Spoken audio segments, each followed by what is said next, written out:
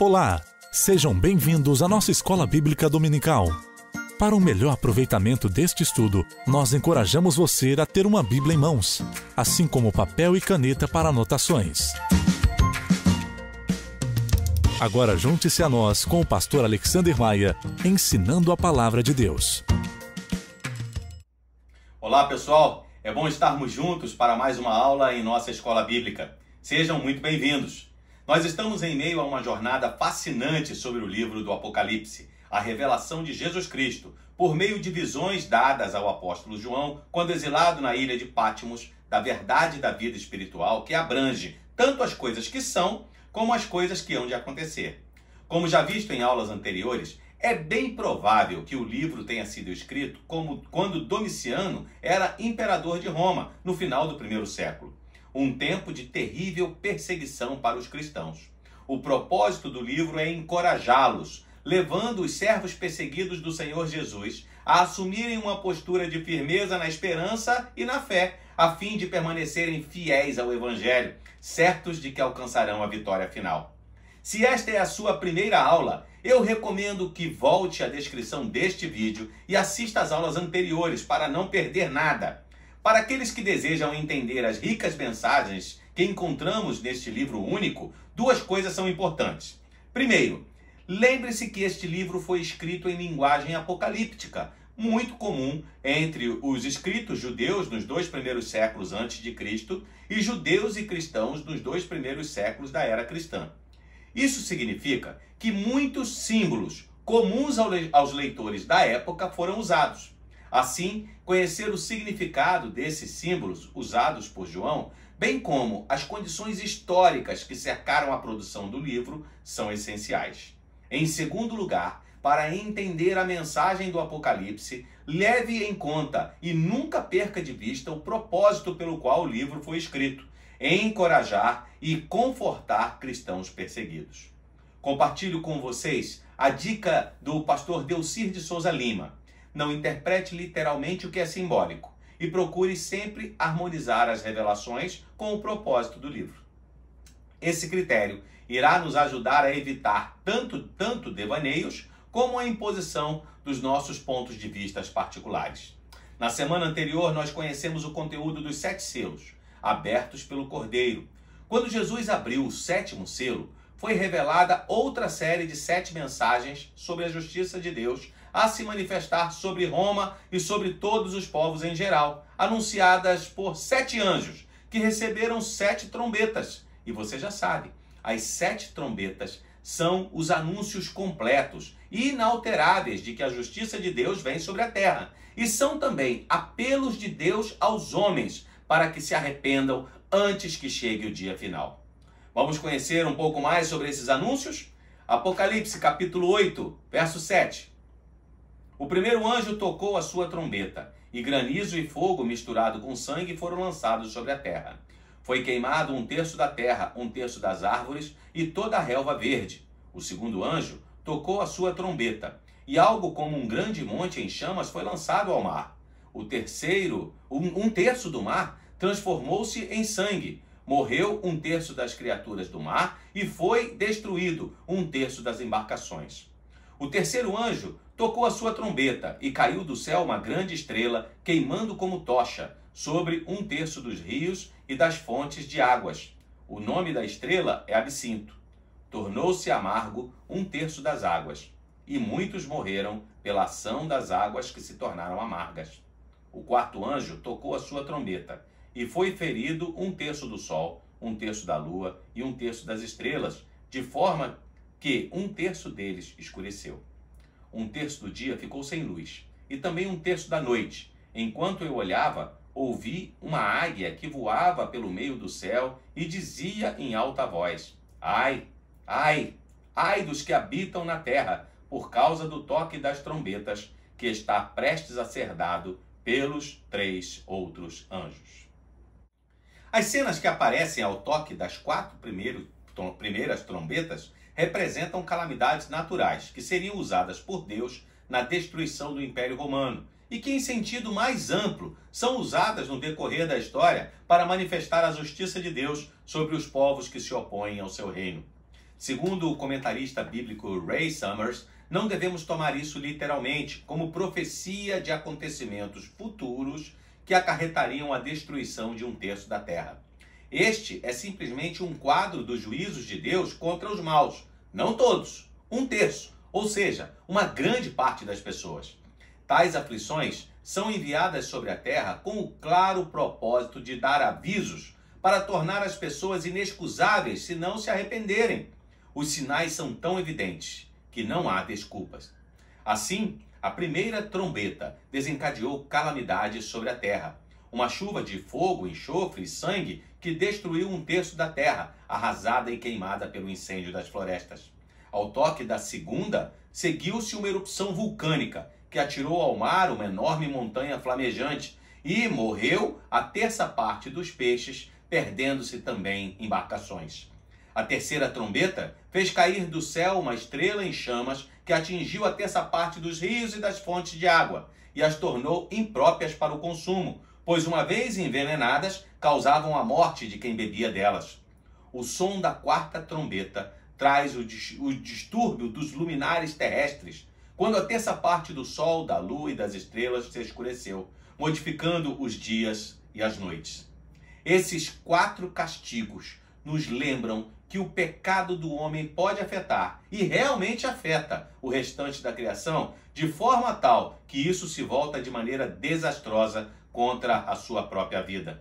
Mas não é somente no ambiente natural do homem que a repercussão do seu pecado é sentida. Esse mesmo pecado desencadeia forças demoníacas incontroláveis pelo homem, que trazem aflição após aflição sobre ele. E é isso que é simbolizado nos castigos que seguem os toques das trombetas seguintes, precedidas pelos 3 ais, proclamado contra os que habitam na terra. Interessante notar que João ouviu uma águia, uma ave de rapina, clamando à medida que voava pelos ares. Afinal, o pior ainda estava por vir. Summers ensina que era a superstição corrente que a águia, uma ave de rapina, trazia consigo um mau agouro, e por isso era símbolo apropriado, um presságio dos males que ainda se seguiriam, como passaremos a ver. Capítulo 9, verso 1. O 5º anjo tocou a sua trombeta, e vi uma estrela que havia caído do céu sobre a terra. A estrela foi dada a chave do poço do abismo. Quando ela abriu o abismo, subiu dele fumaça como a de uma gigantesca fornalha. O sol e o céu escureceram com a fumaça que saía do abismo. Da fumaça saíram gafanhotos que vieram sobre a terra, e lhes foi dado poder, como o de escorpiões da terra. Eles receberam ordens para não causar danos nem à relva da terra, nem a qualquer planta ou árvore, mas apenas àqueles que não tinham o selo de Deus na testa. Não lhes foi dado poder para matá-los, mas sim para causar-lhes tormento durante 5 meses. A agonia que eles sofreram era como a de uma picada de escorpião. Naqueles dias, os homens procurarão a morte, mas não a encontrarão. Desejarão morrer, mas a morte fugirá deles. Os gafanhotos pareciam cavalos preparados para a batalha. Tinham sobre a cabeça algo como coroas de ouro, e o rosto deles parecia rosto humano. Os cabelos deles eram como os de mulher, e os dentes como os de leão. Tinham couraças como couraças de ferro, e o som das suas asas eram como o barulho de muitos cavalos e carruagens correndo para a batalha. Tinham caudas e ferrões como de escorpiões, e na cauda tinham poder para causar tormento aos homens durante 5 meses. Tinha um rei sobre eles, o anjo do abismo, cujo nome em hebraico é Abaddon e em grego Apolion. O primeiro ai passou, 2 outros ais ainda virão. Ao soar da 5ª trombeta, surgiu uma praga de gafanhotos, mas não os de uma praga qualquer. Os gafanhotos da visão de João pareciam seres demoníacos, preparados para a guerra. Tinham rostos de homens e cabelos compridos de mulher, dentes de leões, ferrões como escorpiões, couraça de ferro, e o ruído das suas asas, era como o de carro de combate. Foi ordenado a eles que não fizessem dano à erva da terra nem à verdura, que seriam alimentos naturais, mas que passassem 5 meses, o tempo de duração de uma praga de gafanhotos, atormentando os homens, até que pedissem a morte, não suportando mais a vida. mas somente aqueles inimigos da causa de Deus. Não deveriam fazer nenhum dano aos que tinham a marca do Cordeiro. Esses gafanhotos tinham um rei, cujo nome é muito apropriado, Destruição, ou Apolion, um nome derivado de Apolo, um dos deuses do panteão grego. Devemos compreender que esta linguagem é simbólica, um espetáculo em que se usam detalhes para tornar mais interessante a representação. Sendo assim, não devemos fazer como alguns que buscam determinar o sentido exato de cada pormenor do quadro, a ponto de esquecer a ação dos atores. Uma boa interpretação, à luz do contexto histórico, foi a sugerida pelo teólogo Harvey Eugene Dana em sua obra sobre as Epístolas e o Apocalipse de João, ainda não traduzidas para o português. Ele propõe que esta visão simboliza o espírito infernal, uma ação demoníaca que penetra na terra, ou as forças da decadência ou corruptoras que Deus tem em suas mãos para castigar a desafiadora Roma. De fato, além das diversas catástrofes naturais, uma sucessão de governantes e líderes corruptos levaram ao colapso do Império Romano. Paulo falou sobre a degradação do homem e a manifestação da justiça de Deus em sua carta aos Romanos. Sentimentos perversos, iniquidade, malícia, avareza, deslealdade, inveja, homicídios, entre tantos outros, são males que tornam a vida de qualquer povo um inferno e contribuem para a sua derrocada e destruição. Até aqui, vimos que Deus já indicara 2 instrumentos que poderia empregar para agir contra os opressores do seu povo, as calamidades da natureza e a decadência interna. O terceiro instrumento aparece agora na visão seguinte. O 6º anjo tocou a sua trombeta, e ouvi uma voz que vinha das pontas do altar de ouro que está diante de Deus. Ela disse ao 6º anjo que tinha a trombeta: solte os 4 anjos que estão amarrados juntos ao grande rio Eufrates. Os 4 anjos, que estavam preparados para aquela hora, dia, mês e ano, foram soltos para matar 1/3 da humanidade. O número dos cavaleiros que compunham os exércitos eram de 200 milhões. Eu ouvi o seu número. Os cavalos e os cavaleiros que vi em minha visão tinham esse aspecto. As suas couraças eram vermelhas como fogo, azuis como jacinto e amarelas como enxofre.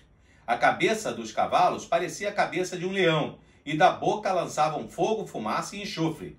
1/3 da humanidade foi morto pelas 3 pragas, de fogo, fumaça e enxofre, que saíam da boca dos cavalos.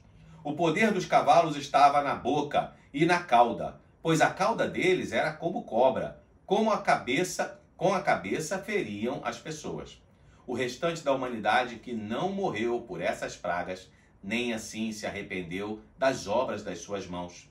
Eles não pararam de adorar os demônios e os ídolos de ouro, prata, bronze, pedra e madeira, ídolos que não podem ver, nem ouvir, nem andar. Também não se arrependeram dos seus assassinatos, das suas feitiçarias, da sua imoralidade sexual e dos seus roubos. Toda essa visão dramática, cujos detalhes são destituídos de qualquer significado profético ou doutrinário, aponta o terceiro agente de destruição que seria usado por Deus contra Roma: as invasões de outros povos, espalhando destruição, terror e morte, como os godos, os hunos e os partos, nunca totalmente derrotados e que representavam uma constante ameaça aos limites orientais do império. Existem diversas obras literárias que descrevem a decadência e a queda do Império Romano. E em todas elas é fácil identificar esses 3 agentes usados por Deus para a libertação do seu povo e julgamento contra aqueles que o afligiram. Calamidades naturais, terremotos e enchentes, erupções vulcânicas, a podridão interior, uma longa série de governantes e líderes corruptos e imorais. E a invasão de povos bárbaros se juntaram numa frente única para derrotar aqueles que pareciam invencíveis. Estas visões são um meio de reafirmar aos cristãos a verdade de que Roma nunca triunfaria sobre a cristandade e que os juízos de Deus viriam como medidas punitivas sobre os maus e opressores, mas também como um chamado ao arrependimento, o que não aconteceu, como podemos ver nos versos 20 e 21 já lidos. Sendo assim, só restava um julgamento ainda mais rigoroso da parte de Deus, que iremos ver com o toque da 7ª trombeta. Mas não exatamente agora.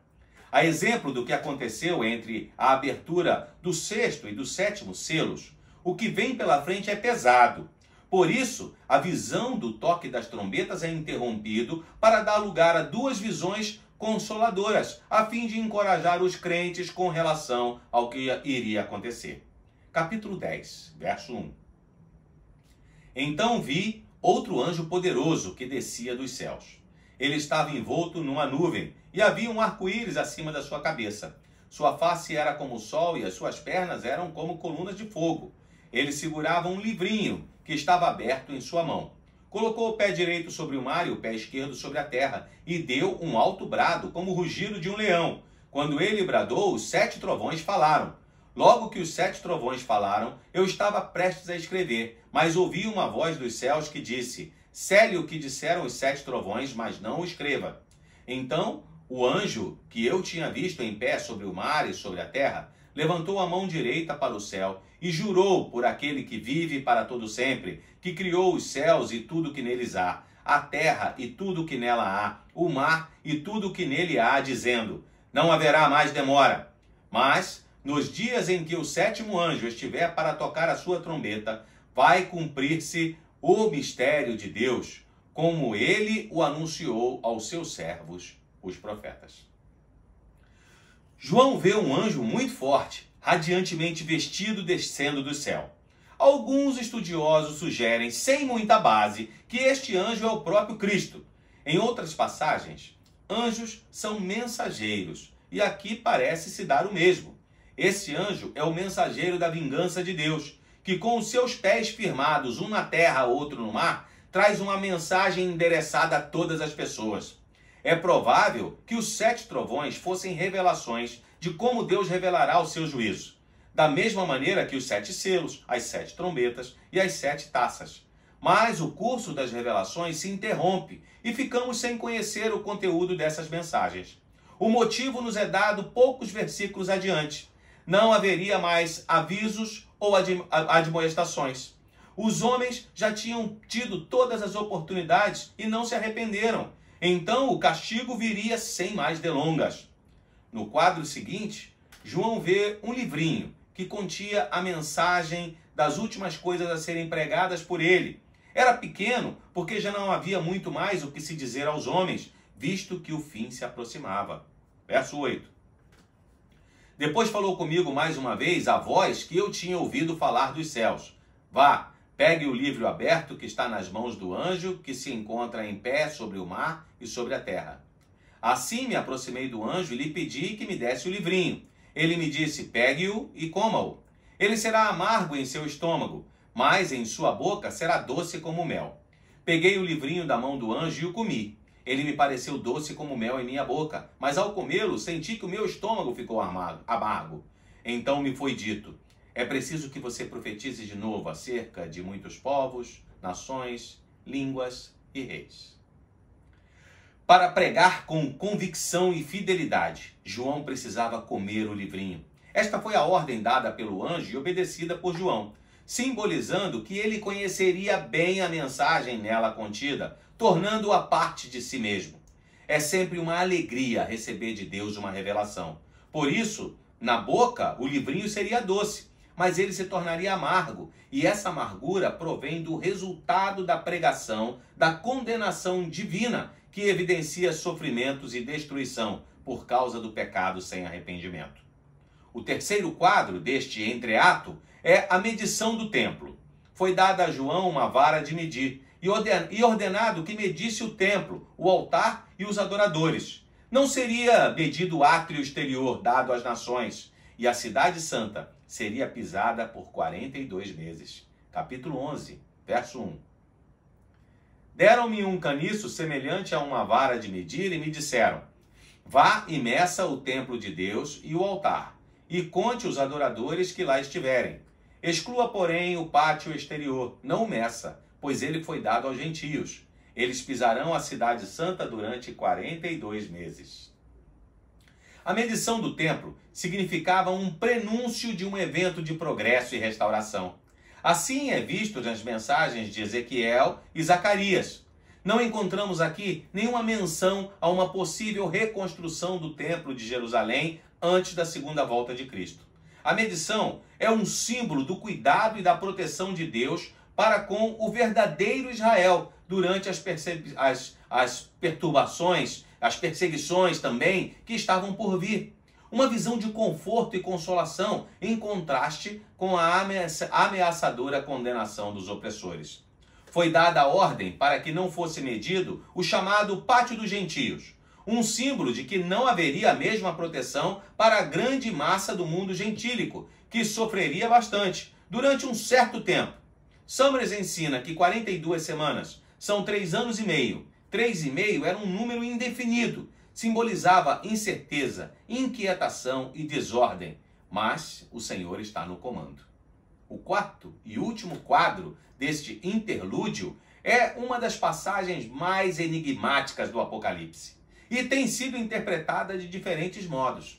Ela descreve o aparecimento e morte de 2 testemunhas que profetizarão durante 42 semanas, ou 3 anos e meio, 1260 dias. Capítulo 11, verso 3. Darei poder às minhas 2 testemunhas, e elas profetizarão durante 1260 dias, vestidas de pano de saco. Estas são as 2 oliveiras e os 2 candelabros que permanecem diante do Senhor da terra. Se alguém quiser causar-lhes dano, da boca deles sairá fogo que devorará os seus inimigos. É assim que deve morrer qualquer pessoa que quiser causar-lhes dano. Estes homens têm poder para fechar o céu, de modo que não chova durante o tempo em que estiverem profetizando, e têm poder para transformar a água em sangue e ferir a terra com toda sorte de pragas, quantas vezes desejarem. Perceba que existem muitas referências ao Velho Testamento no livro do Apocalipse, em especial quanto aos livros de Gênesis e Êxodo. Ainda agora estudamos sobre a visão do livrinho comido por João e vimos que ele foi dado inicialmente ao anjo forte, que descia do céu vestido de nuvem, tinha um arco-íris por cima da cabeça e o rosto como o sol e os seus pés como colunas de fogo. O arco-íris como símbolo da aliança com Noé, aponta para a promessa de não destruir a terra. Deus não está esquecido. A nuvem e a coluna de fogo, que remetem ao Êxodo, dizem respeito à presença divina e à proteção proveniente de sua presença. Talvez, por isso, alguns estudiosos veem nas características das 2 testemunhas elementos que remetem a Elias, que profetizou para que não chovesse, e a Moisés, que transformou a água em sangue e feriu a terra do Egito com pragas, os quais também aparecem na transfiguração de Jesus. Segundo essa escola de interpretação do Apocalipse, eles serão testemunhas do fim do mundo, terão poderes sobrenaturais e gozarão da proteção de Deus até serem mortos pelo anticristo e depois de 3 dias e meio ressuscitadas. O ponto principal aqui é: que conforto ou animação poderia levar aos cristãos perseguidos do primeiro século saber que, dali a centenas de anos, aqueles eventos descritos seriam uma gloriosa realidade? Outros, como o pastor Valtair Miranda, pesquisador já citado em nossos estudos, creem que essas 2 testemunhas são os santos perseguidos e martirizados pela besta, que será apresentada por João no capítulo 13 a seguir. Summers e Souza Lima, no entanto, propõem que as 2 testemunhas não são literalmente pessoas físicas, mas um símbolo do processo de revelação de Deus. Sugerem que as 2 testemunhas de Deus sejam a lei, representada por Moisés, e os profetas, representados por Elias, que conduziram o homem ao Evangelho de Jesus, pregado pela igreja com admirável sucesso até aquele momento da história. Agora o tempo é de crise. Há pouco mais de 20 anos, Jerusalém havia sido invadida e o templo destruído pelo general Tito. O Império Romano está prestes a esmagar o cristianismo, que para eles não passava de uma seita do judaísmo. A besta, símbolo de Roma e encarnada no imperador Domiciano, que queria ser adorado como Deus, está guerreando contra as testemunhas para estancar o seu notável trabalho. E acredita ele ter tido sucesso ao matar as testemunhas e deixar seus corpos expostos na grande cidade, Jerusalém, que recebe o título de Sodoma e Egito, símbolos da imoralidade e da opressão ao povo de Deus. Verso 7. Quando eles tiverem terminado o seu testemunho, a besta que vem do abismo os atacará e irá vencê-los e matá-los. Os seus cadáveres ficarão expostos na rua principal da grande cidade, que é figuradamente chamada Sodoma e Egito, onde também foi crucificado o seu Senhor. Durante 3 dias e meio, gente de todos os povos, tribos, línguas e nações contemplarão os seus cadáveres e não permitirão que sejam sepultados. Os habitantes da terra se alegrarão por causa deles e festejarão, enviando presentes uns aos outros, pois esses 2 profetas haviam atormentado os que habitam na terra. Mas depois dos 3 dias e meio, entrou neles um sopro de vida da parte de Deus, e eles ficaram em pé, e um grande terror tomou conta daqueles que os viram. Então eles ouviram uma forte voz dos céus que lhes disse: subam para cá. E eles subiram para os céus numa nuvem, enquanto seus inimigos olhavam. Naquela mesma hora, houve um forte terremoto, e 1/10 da cidade ruiu. 7.000 pessoas foram mortas do terremoto. Os sobreviventes ficaram aterrorizados e deram glória ao Deus dos céus. O segundo ai passou. O terceiro ai virá em breve. O mundo contra quem as 2 testemunhas haviam pregado está em festa. As 2 testemunhas de Deus estariam mortas para o imperador. Entretanto, Deus ressuscitou as testemunhas, incorporando verdades eternas registradas na lei e pregadas pelos profetas ao Evangelho de Jesus Cristo. Roma está enganada. O poder de Deus levou Roma à derrota, enquanto a mensagem redentora do Evangelho vive e sobrevive triunfante. A mensagem se torna clara. Estejam certos de que, embora o mundo em que vocês vivem esteja dominado por homens maus, vocês estão protegidos e o Evangelho continuará a ser pregado. O testemunho cristão será mantido firme. Não haverá mais demora. O julgamento de Deus está a caminho. A 7ª trombeta será tocada e ela anuncia o fim e reafirma a soberania de Deus sobre todas as coisas. Verso 15. O 7º anjo tocou a sua trombeta e houve fortes vozes no céu que diziam: o reino do mundo se tornou de nosso Senhor e do seu Cristo, e ele reinará para todo sempre. Os 24 anciãos que estavam assentados em seus tronos diante de Deus prostraram-se sobre os seus rostos e adoraram a Deus, dizendo: graças te damos, Senhor Deus Todo-Poderoso, que és e que eras, porque assumistes o teu grande poder e começastes a reinar. As nações se iraram, e chegou a tua ira. Chegou o tempo de julgares os mortos e de recompensares os teus servos, os profetas, os teus santos e os que temem o teu nome, tanto pequenos como grandes, e de destruir os que destroem a terra. Então foi aberto o santuário de Deus nos céus, e ali foi vista a arca da sua aliança. Houve relâmpagos, vozes, trovões, um terremoto e um grande temporal de granizo. Com o toque da 7ª trombeta, encerra-se a visão do livro selado e que João descreve, e toda essa mensagem é consolador. Apesar de todas as dificuldades e perseguições, não há qualquer possibilidade de Cristo ser derrotado. Seu reino será estabelecido e consumado sobre a história humana. Chegou a hora do juízo final, mas João não se detém em escrevê-lo. Sua preocupação com a adoração é tão grande que ele termina a história da intervenção final de Deus com um cântico de vitória. Chegou o tempo de recompensar os que temem o nome do Senhor. Ver-se a restauração do templo no céu como um sinal de que Deus estará sempre habitando no meio do seu povo. Ver-se a Arca da Aliança, já há muitos séculos desaparecidas, aparecer no céu para significar que Deus não esqueceu de seu povo e do seu pacto com eles. Trovões e relâmpagos, manifestações do poder de Deus, são vistos e ouvidos. Não há o que temer. Está próximo o dia da vitória final. Às vezes parece que o inimigo está por cima, parece até que sairá vencedor, mas não é verdade. Só parece, porque a vitória é do Senhor Jesus e daqueles que possuem a marca do Cordeiro. Encerramos hoje o que podemos chamar de a primeira parte do livro do Apocalipse, que revela Cristo como o cabeça da igreja e o controlador do destino do mundo. A partir do capítulo 12, o drama começa a ser reapresentado, apontando os pormenores do conflito universal de Satanás e seus seguidores contra Deus e o seu povo, para mostrar como será alcançada a vitória final, anunciada em resumo ao toque da última trombeta. Isso nós iremos ver na próxima semana. Quer saber quem é a mulher vestida de sol, com a lua debaixo dos seus pés? Por que João fala de uma besta que sai do mar e de outra que sai da terra? O que significa o número 666? E o que tudo isso tem a ver com a igreja no século 21? Então você não pode perder. Te espero em nosso próximo encontro. Que tenhamos todos uma semana abençoada. Até a próxima, pessoal!